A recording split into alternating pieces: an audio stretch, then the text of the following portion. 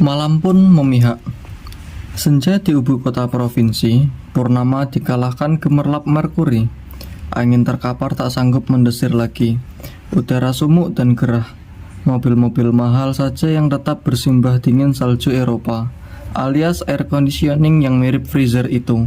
Juga gedung-gedung megah dan mal-mal yang perkasa. Mententeng tak pernah menunduk kepala. Di kiri jalan, dari balik jendela mobilnya, mata Raisa mencari-cari toko buku besar yang sohor itu. Lama baru ketemu.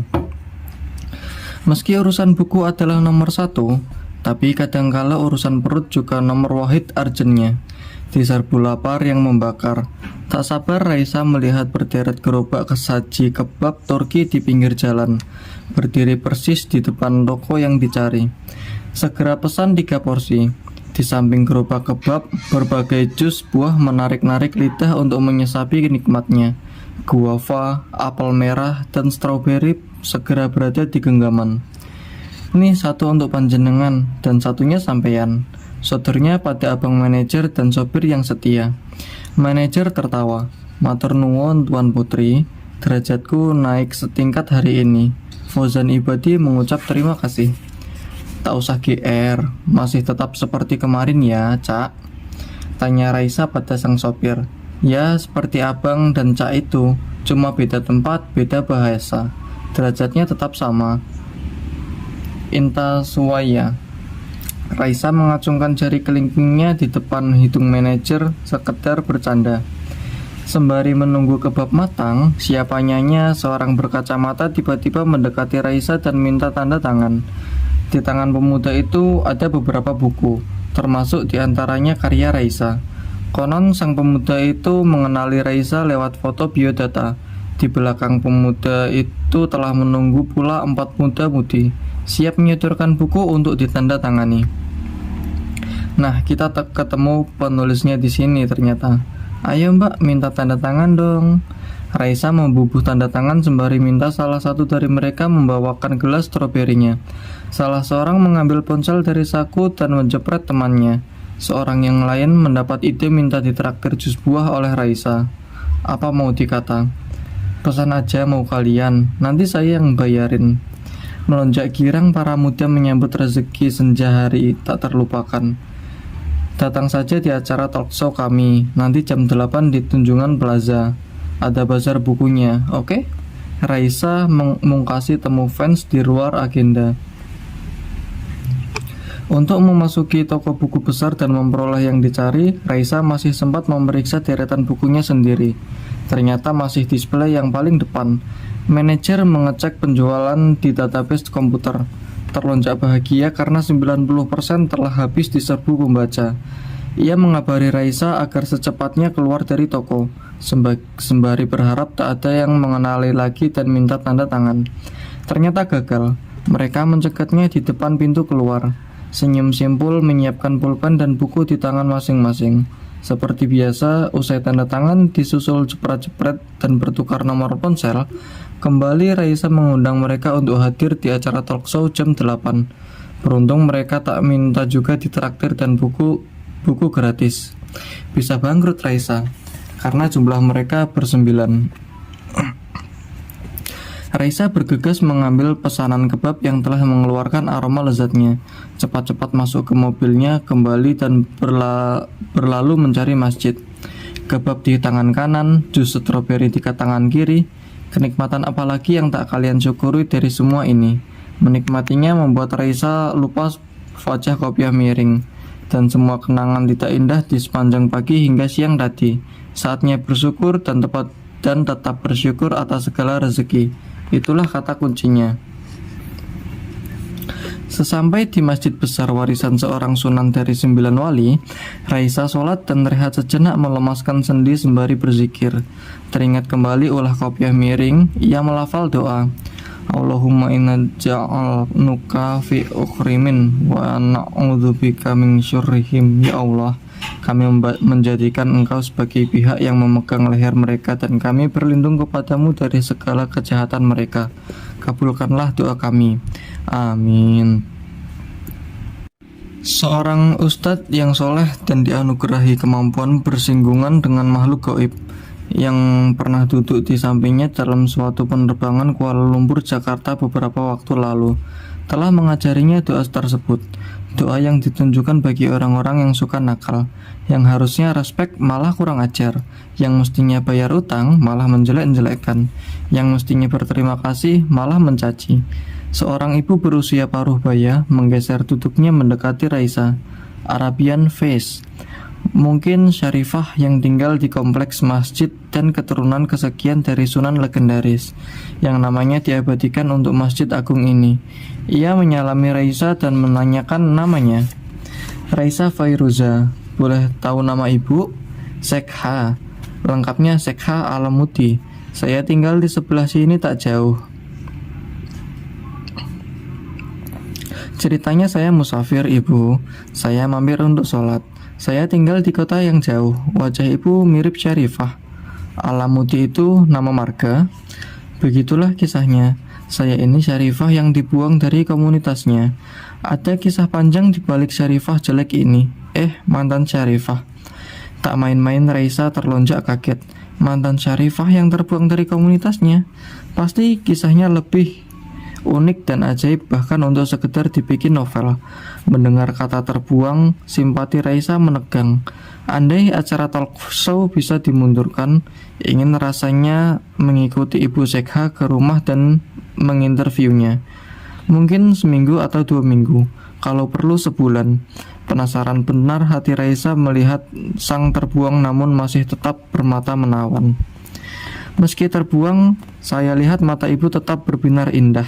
Andai saya bisa memanjangkan waktu, saya ingin berlama-lama bersama ibu, mendengar dan belajar banyak hal dari Anda, ibu. Tapi sayang sekali, saya mesti segera berangkat untuk mengisi acara jam 8 ini. Mohon pamit dan berharap kita akan jumpa lagi di lain waktu. Assalamualaikum. Sebentar Raisa, maafkan ibu ya, ingin bertanya sedikit. Apakah acaramu yang di Tunjungan Plaza? Talk show bersama penulis buku Perempuan Batu Nilam? Benar ibu, saya penulisnya. Masya Allah, saya sudah ketemu namun tak tahu. Jadi kamulah yang dirindukan anak-anakku. Mereka sudah berangkat ke sana sejak tadi untuk melihat acaramu. Siapa nama anak ibu? Farha dan Faiga. Akan saya temui mereka insya Allah. Raisa beranjak meninggalkan Sekha Alamuti yang terlonglong bahagia, penuh harap akan berjumpa kembali. Dia ikhlas melepas Raisa pergi. Manajer telah menunggu di halaman masjid, sembari melihat suasana sekeliling yang mirip suasana masjid-masjid besar di Timur Tengah. Berjajar-jajar, pedagang kaki lima memenuhi jalanan ke arah masjid, hingga lorong-lorong yang dinaungi terpal tinggi. Semua penuh sesak barang souvenir. Di atas lapak-lapak yang digelar para pedagang, bermacam-macam barang seperti tasbih, kafiyeh, sarung, segala macam kerudung, gamis, mukena, celak mata, henna nail decoration, dan sebagainya. Juga berderet buahan khas Arab, kurma dari berbagai negara Arab, Irak, Madinah, Tunisia, kurma ajwa dengan harga selangit. Ada juga virgin olive oil dan beberapa makanan khas Arab, kismis, coklat Arab, air zam-zam, martabak, dan sebagainya. Makin suruk ke dalam, terlihat juga pajangan DVD lagu-lagu Timur Tengah dari zaman paling klasik seperti Muhammad Abdul Wahab, Syekh Darwis, Abdul Halim Hafiz, Farid Atras, Umi Kulsum, Asmahan, lalu Fairuz, Sabah, Mayada Hennawi, Majida Rumi, juga lagu-lagu Arab terkini dari Nawal Zohibi, Amr Diab, dan sebagainya. Aku mau lihat-lihat DVD sebentar bang. Raisa berhenti tepat di depan penjual kaset. Mudah-mudahan beruntung ketemu yang klasik. Sang manajer senyum simpul menuruti Raisa. Dia juga ikut melihat-lihat kaset dan menyibak tumpukan DVD. Raisa melototi judul-judul yang tertera. Banyak sekali hingga tak sabar untuk tak bertanya. Kalau DVD Kadim Al-Sahir, penyanyi Irak, ono nggak cak? Oh, yang Irak baru saja diambil Syekh mbak. Syekh siapa dia cak? Ya imam besar masjid mbak. Ini banyak yang Syria mbak. Nawal Zohbi, Diana Haddad, Najib Makaram, terbaru dan 10 besar yang paling sohor sekarang. Yang klasik ada nggak? reproduksinya. Misalnya siapa Mbak? Riyad Al-Sumbati, Farid Atras, atau Asmahan. Penjajah mengingat-ingat di mana meletakkan cakram lagu-lagu penyanyi yang disebut Raisa. Ketemu beberapa reproduksi lagu Virus, tapi Raisa sudah memiliki semua. Putus harapan memperoleh yang klasik idaman. Fauzan Ibadi membisik kuping Raisa. Mengapa tak pilih 10 besar paling sohor? Tuh gambarnya seronok. Bukan seleraku yang seronok-seronok gitu. Ambillah jika panjenengan suka. Nanti jika kita berseberangan selera dong. Biar abang ambil kurma Jawa aja deh, sebatang yang lezat itu. Fauzan Ibadi beralih menengok si penjajah kurma. Sebatang yang bikin miskin dan mendadak itu. Raisa ganti membisik kuping abang manajer, namun terlanjur didengar penjual kurma. Jangan khawatir lah Mbak, meskipun mahal, ini kurma penuh berkah. Keesokan kesukaan Nabi kita sejak 15 abad di zamannya. Makan satu buah saja, Mbak akan merasa segar, kuat, dan mampu bekerja menghasilkan 10 kali lipat harganya. Percaya saya Mbak. Apa jadinya jika setelah makan lalu tertidur? Berlipat 10 kali nyenyaknya. Mampus dong, bisik Raisa di kuping manajer. Namun lagi-lagi didengar penjajah kurma yang tajam pendengarannya. Tidaklah Mbak, kalau habis makan terus tertidur, Mbak akan mimpi ketemu Nabi Yusuf atau Nabi Sulaiman. Begitu Mbak terbangun, 10 lipat kebahagiaan akan Mbak rasakan. Percaya pada saya Mbak. Raisa menatap manajer dan sebaliknya, lalu berdua nyengir kuda tanpa komentar lagi, karena jatuh simpati mendengar imajinasi penjajah kurma yang lumayan kreatif. Fauzan Ibadi memborong 6 tangkai sekaligus. Dia berdoa, semoga nanti malam sukses bermimpi ketemu perawan Zulaika. Setidaknya ketemu Manisa Koirala, bintang film jelita permata sandu misterius dalam film Dilse. Tasbih ajaib Mas, Mbak, ayo silakan dilihat-lihat dulu. Penjajah tasbih di sebelah lapak kurma merayu. Di mana letak ajaibnya Cak? Raisa tergelitik. Di asal pembuatannya Mbak, ini tasbih dibikin dari kayu uka-uka. Uka-uka apaan? Kayu yang menjadi bahan utama pembuatan Bahtera Noh, Mbak. Oh ya? Tahu dari mana kalau Bahtera Noh dibikin dari kayu uka-uka? Raisa penasaran. Dari keterangan pabriknya Mbak, ini tasbih langsung didatangkan dari Arab, dari kota Nabi Nuh. Ah masa? Sudah habis kota itu dilahap tsunami Cak? Tak usah ngarang-ngarang.